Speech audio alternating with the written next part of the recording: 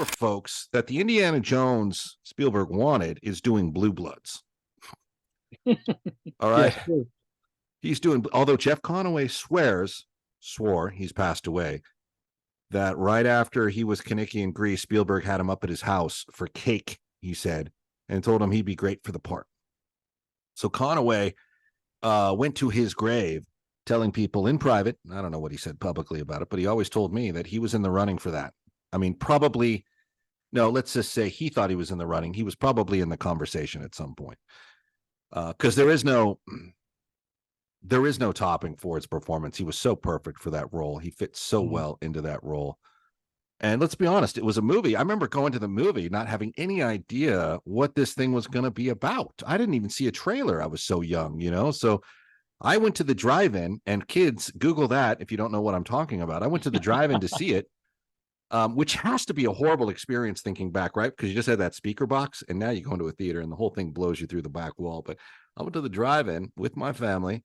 Great experience. Those were the days. The American family was still a unit. People could still appreciate and do things with. We weren't all glued to our phones, texting people while we were supposed to be at dinner or doing the things we as humans should be doing.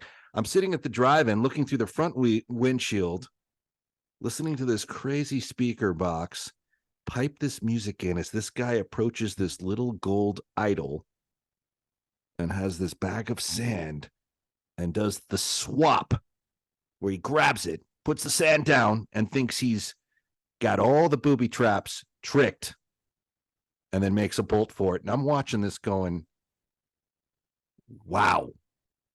And then, of course, my dad says, never would have worked. Sand's way too light. Not enough of it, of course.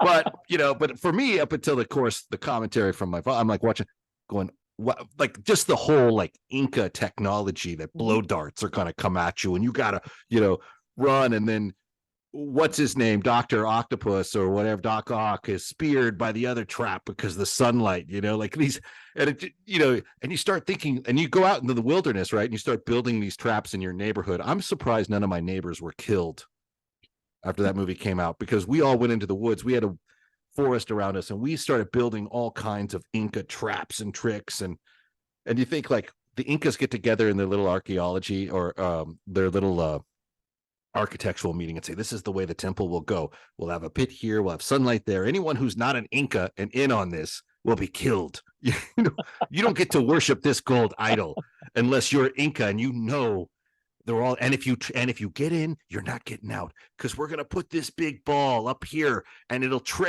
be tripped and it'll roll down and it'll either chase you out of the hallway or crush you. It's like, but what a movie. I mean, your road to redemption is paved with tombstones. No quarter, kill all masters. Go to noquarterkillallmasters.com. Rated R.